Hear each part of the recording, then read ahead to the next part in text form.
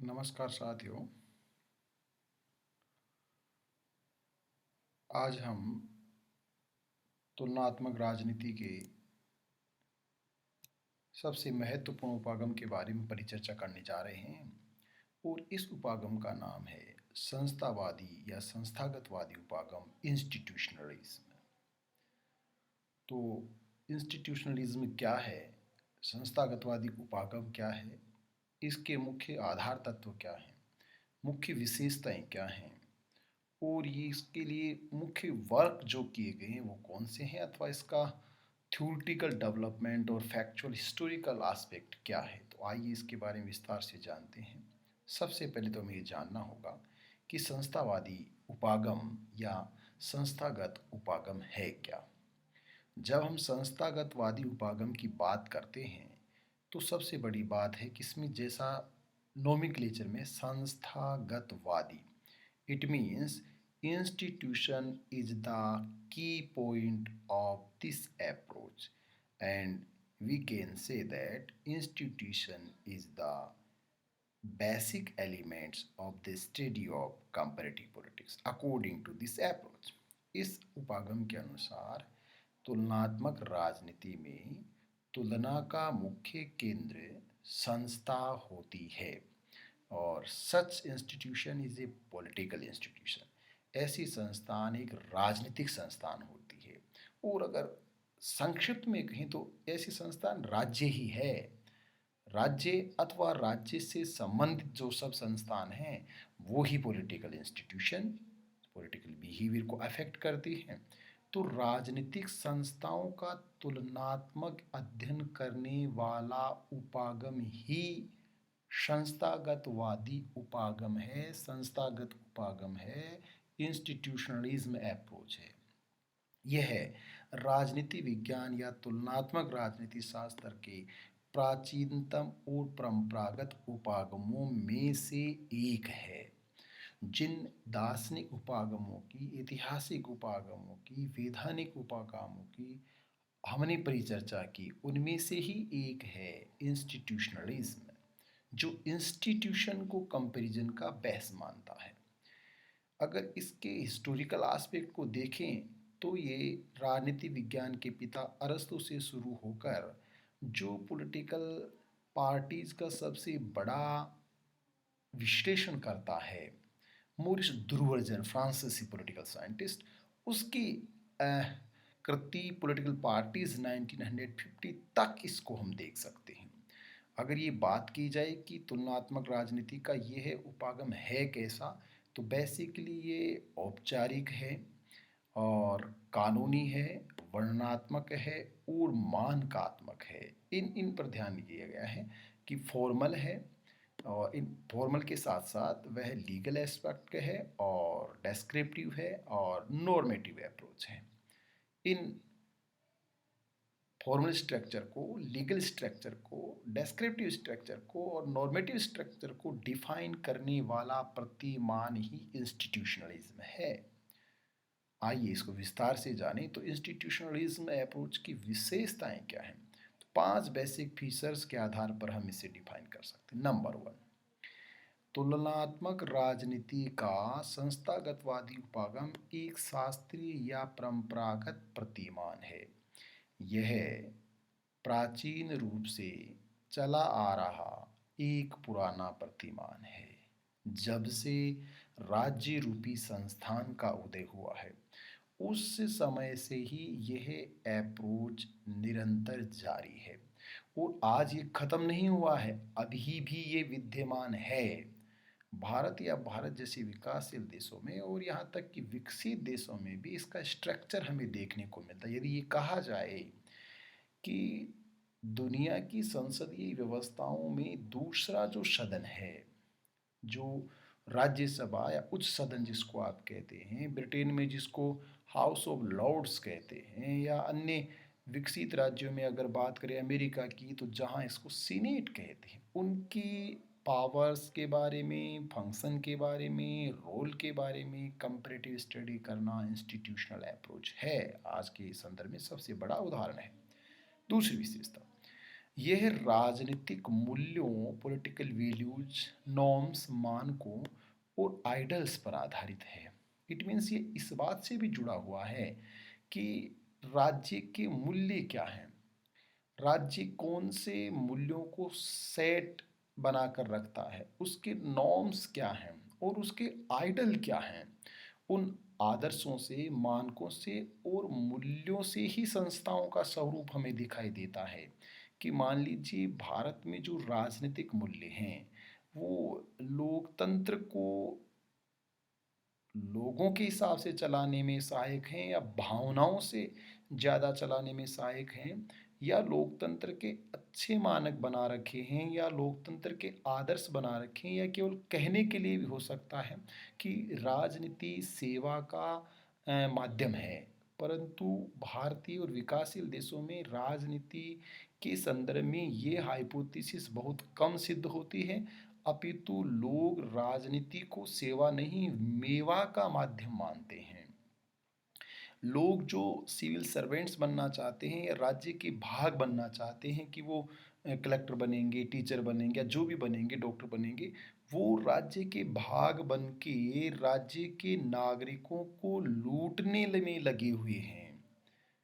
इसीलिए 1952 में जो पंडित नेहरू के समय ब्यूरोक्रेसी के द्वारा कम्युनिटी डेवलपमेंट प्रोग्राम को फेल किया गया, वे वहाँ से उदाहरण लेकर मोदी गवर्नमेंट में जो मृदा के परीक्षण का प्रोग्राम था, जो हेल्थ ऑफ सॉइल की बात थी, वहाँ तक उसकी ब्यूरोक्रेटिक नेचर को हम देखें तो मालूम होता है कि मूल्य तो अच्छा बना रखा है, परंतु वह राजनीति को या राज्य को अपने स्वार्थ को पूरी करने का एक माध्यम है। यही उनके आदर्श हैं, यही उनके मानक हैं। नीति निर्माण उसके क्रियान्वयन और निर्णयन से संबंधित है। संस्थावादी उपागम ये कहता है कि संस्था जो पॉलिसी डिजाइन करती है, संस्था जो अधिकारियों के माध्यम से नीति को लागू एग्जीक्यूट करती है, और जो डिसीजन मेकिंग प्रक्रिया, निर्णय प्रक्रिया या न्याय प्रक्रिया में शामिल है, ये व्यवस्थापिका एक संस्था है, कार्यपालिका एक संस्था है, न्यायपालिका एक संस्था है। सभी संस्थाएं हैं, राज्य के पार्ट्स हैं, राज्य के अंग हैं, राज्य के भाग हैं। ये इनका कार्य है, इसलिए इंस्टीट्यूशनलिज्म का ये मुख्य पार्ट है। औपचारिक, वैधानिक, ऐतिहासिक और दार्शनिक, जो पहले बताया कि परंपरागत स्वरूप के भाग भी हैं। केवल संविधान से मान्यता प्राप्त रजिस्टर्ड संस्थान, कानूनी संस्थान, हिस्टोरिकल एस्पेक्ट के रूप में, फिलोसॉफिकल स्वरूप में यह संस्थाओं को डिफाइन करता है। सामाजिक प्रणाली का नियंत्रण व नियमन, ये संस्थान उन संस्थाओं की तुलनात्मक अध्ययन की बात करता है जो व्यक्ति के व्यवहार को, व्यक्ति के एक्शंस को, एक्टिविटीज़ को कंट्रोल्ड करती हैं।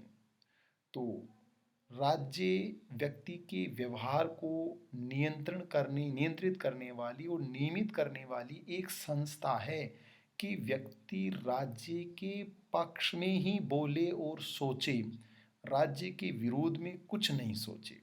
इसीलिए राज्य व्यक्ति को भावनाओं का गुलाम बनाकर रखना चाहता है। जैसे कि शिक्षण संस्थान और अस्पतालों की अपेक्षा मंदिर ज़्यादा से ज़्यादा बनाए जाएं, मस्जिदें बनाई जाएं, गुरुद्वारा बनाए जाएं, इस बात पर बल देना इस बात का प्रतीक है, या स्टेचू पर बल देना इस बात का प्रतीक है कि विकास नहीं, लोगों की रैशनिटी नहीं, अपितु लोगों पर कर्टन्स ऑफ इग्नोरेंस का आवरण बिछाया जा रहा है। उनकी आंखों पर पट्टी और गहरी और काले रंग की बांधी जा रही है ताकि वो कभी देख ही नहीं सकें कि उस पट्टी के उस तरफ भी कुछ है। उसके विवेक को डिस्ट्रॉय कर दिया जाए। विकासशील देशों की सबसे बड़ी समस्या है कि वो व्यक्ति के वैज्ञानिक दृष्टिकोण को जन्म नहीं लेने देते, क्रिटिकल अप्रोच को जन्म नहीं लेने देते, सृजनशीलता को जन्म नहीं लेने देते, और मास की ये दुर्दशा और दुर्गति है आम जन की कि उसके पास ये दिमाग हो ही नहीं सकता, क्योंकि जब तक उसके पास अप्रोच नहीं पहुंचेगी, जब तक आइडिया नहीं पहुंचेगा, तो उसको क्रिएटिविटी और क्रिटिसिज्म आएगी कहाँ से।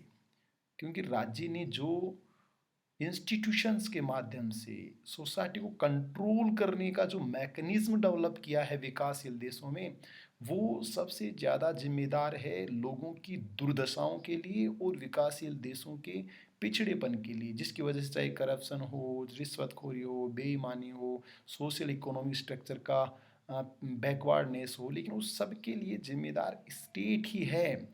और लोगों के पास समय नहीं है 2 वक्त की रोटी, 2 जून की रोटी का जुगाड़ करने में, तो उन लोगों से हम कैसे उम्मीद कर सकते हैं जो जन्म से लेकर मृत्यु तक किसी एक नाम और विश्वास पर हैं, या ऐसे लोगों पर इंस्टीट्यूशन कंट्रोल करता है जो दिमाग की अपेक्षा दिल से सोचते हैं, जो तर्क की अपेक्षा विश्वास पर अधिक बल देते हैं, और जो ज्ञान की अपेक्षा भक्ति पर अधिक बल देते हैं, वो विकासशील देशों की दुर्दशा के लिए सबसे ज़्यादा जिम्मेदार लोग होते हैं। और इसलिए उनका निकट भविष्य में आने वाली शताब्दियों में उत्थान नहीं होने वाला है। वो ऐसे ही शोषित, दमित, उत्पीड़ित रहेंगे शासक वर्ग से।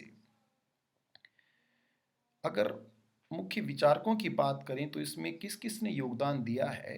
राजनीति विज्ञान के पिता अरिस्टोटल ने जो पॉलिटिक्स लिखा है, अरस्तु कहते हैं कि जो राज्य है वो सद जीवन के लिए अस्तित्व में आता है, लेकिन ये बड़ी ही विडंबनापूर्ण बात है कि अरिस्टोटल ने केवल स्वामी लोगों के लिए राज्य की बात कही है, नागरिक केवल 10% लोगों को माना है, असमानता को प्राकृतिक बताया है, दासता और गुलामी को सामाजिक और प्राकृतिक बताया है, 5 उंगलियां बराबर नहीं होती, कुछ लोग जन्म से ही शासित होते हैं या जन्म इसलिए लेते हैं कि शासन करना है, और कुछ लोग जन्म इसलिए लेते हैं कि उनके ऊपर शासन ही किया जाएगा, भले ही कुछ भी कर ले।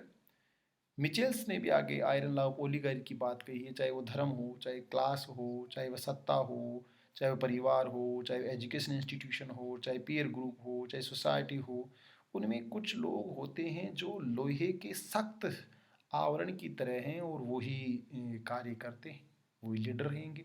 कहने को लोकतंत्र है, परंतु शासन अल्पतंत्र का है। अल्पतंत्र लोकतंत्र पर बहुमत पर शासन कर रहा है, दुर्भाग्यपूर्ण स्थिति है। ये लोकतंत्र नौकर जोक तंत्र है। अल्थुजियस, मेक्यावली, समझौताती विचारकों में Thomas Hobbes, John Locke, Rousseau, जिस मोनार्की की बात कर रहे हैं, जिस इनडायरेक्ट डेमोक्रेसी की बात कर रहे हैं, जिस डायरेक्ट डेमोक्रेसी की बात कर रहे हैं, मोंटेस्क्यू जो स्पिरिट ऑफ लॉ की बात कर रहा है, डी टॉकविले स्पिरिट ऑफ लॉ, कानून की आत्मा मतलब क्या है, इंस्टीट्यूशंस, एडी टॉकविले अमेरिकी लोकतंत्र का अध्ययन करता है, Walter Bagehot the English constitution में कंपेरेटिव स्टडी करता है, वुड्रो विल्सन जिन्होंने कानून के व्यवहारिक स्वरूप को डिजाइन किया और एक विषय का नाम जिसको लोक प्रशासन कहते हैं, जो थ्योरी को एग्जीक्यूट करने वाला एक विषय है, लावेल जिसने पश्चिमी यूरोपीय देशों की तुलना की, ऑस्ट्रंस्की जिन्होंने democracy and organisation of political parties 1902 में किताब लिखी, Robert Michels political parties, Lord Bryce जिन्होंने मॉडर्न डेमोक्रेसीज लिखा, H E Finer Herman Finer जिन्होंने theory and practice of governments modern government रखा, फेडरिक जिन्होंने गवर्नमेंट कॉन्स्टिट्यूशनल गवर्नमेंट और डेमोक्रेसी को डिज़ाइन किया, मॉरिस दुर्वजर जिन्होंने पॉलिटिकल पार्टी को डिफाइन किया। कुछ ऐसी रचनाएं जिनमें हम यहाँ फिर से दिया गया, अरस्तु की पॉलिटिक्स है, मेक्यावली की द प्रिंस और लीवी पर वार्ता है, बोंदा की रिपब्लिका है, हॉब्स की लेवियाथन है, लॉक की टू ट्रीटीज ऑन गवर्नमेंट है, रूसो की सोशल कॉन्ट्रैक्ट है, Montesquieu the spirit of laws है, मिल की द सिस्टम ऑफ लॉजिक है, मार्क्स की कम्युनिस्ट मैनिफेस्टो है।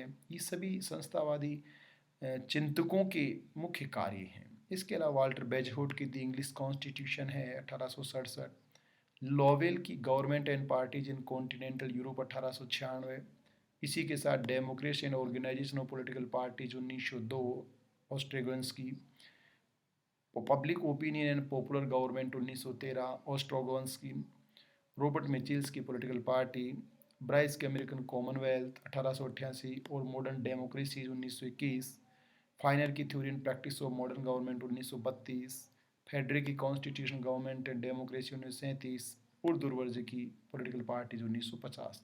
ये मेजर रीडिंग्स हैं जिन्होंने इंस्टीट्यूशनलिज्म को डिफाइन किया या विस्तार से उसके कार्यों को लीगल फ्रेम में, फॉर्मल फ्रेम में, नॉर्मेटिव फ्रेम में, हिस्टोरिकल फ्रेम में, फिलोसॉफिकल फ्रेम में, स्ट्रक्चरल फ्रेम में डिज़ाइन किया और अभिव्यक्त किया। संस्थागतवाद के 5 मुख्य तत्व माने जाते हैं। पहला जो तत्व है वह है वैधानिकतावाद, लीगलिज्म इसको कहा जाता है। इसके अनुसार उन्हीं राजनीतिक संस्थाओं की तुलना की जा सकती है या किया जाना संभव है जो कानून के दायरे में हो। अगर बियॉन्ड द कॉन्स्टिट्यूशन और बियॉन्ड द रूल्स और रेगुलेशन है तो उन इंस्टीट्यूशन का अध्ययन नहीं किया जाएगा, लाइक सोशल इंस्टीट्यूशन और economic institution, religious institutions, they are beyond the constitutions, they can not become the part of this study. इस संरचना, ये स्ट्रक्चर्स की बात कही गई है कि जो इंस्टीट्यूशन कार्य कर रहे हैं उस कार्य का स्वरूप क्या है, उस पर प्रभाव किसका पड़ रहा है, या वो जो ऑपरेटर हैं वही एक तरह से इंस्टीट्यूशन का दर्जा प्राप्त कर लेते हैं। होलिज्म, समग्रतावाद, ये इसकी मुख्य विशेषता है क्योंकि हिस्टोरिकल एस्पेक्ट भी देखना होगा, फिलोसॉफिकल एस्पेक्ट भी देखना होगा, लीगल एस्पेक्ट भी देखना होगा, स्ट्रक्चरल एस्पेक्ट भी देखना होगा। इसलिए इसको एक होलिज्म या समग्र इंटीग्रेटेड अप्रोच वाला उपागम भी है, इंटीग्रेटेड आइडियाज़ वाला अप्रोच भी कह सकते हैं। ऐतिहासिकता, ये हिस्टोरिकल स्वरूप में तो एनालिसिस करता ही है कि इतिहास क्या है, उसका बैकग्राउंड क्या है, कैसे विकसित हुए हैं, जैसे भारत की बात करें या अन्य देशों की बात करें। और मानकात्मक विश्लेषण, ये मानकर चलता है कि नॉर्म्स इसके होते हैं कि अगर संविधान बना दिया जाएगा तो लोग सही बिहेव करेंगे, कानून का शासन लागू कर देंगे तो लोग सही बिहेव करेंगे, या पनिशमेंट की व्यवस्था कर देंगे तो लोग क्राइम नहीं करेंगे। हालांकि सही नहीं है और ये ऐसा हो जरूरी भी नहीं है, परंतु इसका नॉर्म्स है कि कुछ मानक इन्होंने मान रखे हैं कि लोकतंत्र होगा तो लोगों का भला होगा। अब लोकतंत्र तो है फिर भी भला नहीं हो सकता। बहुतंत्र को इसमें शामिल किया गया है कि लोकतंत्र लोगों का शासन है, और पोलिबियस कहते हैं democracy means strengthness of democracy, but we can see continuously in the all political scenario in the world, democracy जो है वह लोगों को कमज़ोर बना रहा है, न केवल उनको मजबूत बना रहा है अभी तो उसको कमज़ोर बना रहा है, शोषण का शिकार बना रहा है, भावनाओं का शिकार बना रहा है। या लोकतंत्र ने अपने आप को एक डिक्टेटर के रूप में ईजाद कर लिया, लाइक रसिया में पुतिन और भारत में कंटिन्यूसली, और अफ्रीका की बात करें, ब्राज़ील में भी जो सत्ता बदली उससे पहले, और डोनाल्ड ट्रंप जो सत्ता नहीं छोड़ना चाहते, शी जिनपिंग चाइना में, तमाम तरह के लीडर्स की अगर हम बात करें तो नॉर्मेटिव एनालिसिस जो है उसके पैमाने पर खरे नहीं हैं, परंतु उनका मानना है कि वो इसलिए हैं क्योंकि एक वेलफेयर का और डेवलपमेंट का और देश नेशनलिज्म का जो कंसेप्ट है उसके लिए ही वो सत्ता में बरकरार हैं। तो ये बड़ी एक विचित्र स्थिति है। इसी के साथ इसकी कुछ आलोचनाएं भी हैं और प्रासंगिकता भी। आलोचनाएं तो ये हैं कि फॉर्मलिज्म के कारण और लीगलिज्म एस्पेक्ट के कारण इसके उन पक्षों को शामिल नहीं किया जा सका जो पक्ष वास्तविकता को अभिव्यक्त करते हैं कि प्रतीक के पीछे से हो क्या रहा है। शासन अंग्रेज कर रहे हैं कि हिंदू कर रहे हैं कि मुसलमान कर रहे हैं कि ईसाई कर रहे हैं कि सिख कर रहे हैं, कौन शासन कर रहा है, हु इज रूलर, शासक कौन है। जो शासक है वह क्या अपने ही लोगों का शोषण कर रहा है? क्या इसको समझने की आवश्यकता नहीं है? क्या बड़े स्तर पर राज्य की आलोचना की आवश्यकता नहीं है? राज्य की कमियों को उजागर करने की आवश्यकता नहीं है? या राज्य ने कह दिया और जनता ने मान लिया, ट्रेडिशन बन गया, रिलीजियस और जो धार्मिक ग्रंथ है उनकी तरह राज्य बिहेव करने लग गया? ये बड़े स्तर पर इसकी क्रिटिसिज्म किया गया। राज्य ने अपने आप को छिपाया है ताकि लोगों को पता नहीं चले, मालूम नहीं चले, वह रहस्य है। जैसे आरटीआई की हम बात करें, जो राइट टू इन्फॉर्मेशन है, वो ट्रांसपेरेंसी और हाउ टू नो, कैसे जाने, राइट ऑफ नो, इसी की बात करता है। परंतु हम सोच सकते हैं कि भारत में कितनी बड़ी मुश्किल से एक बड़े मूवमेंट के बाद इसको लागू किया गया। क्यों? भारत विकासशील देशों में एक नंबर पर है। भारत से बहुत बुरी दुर्दशा है अन्य विकासशील देशों की।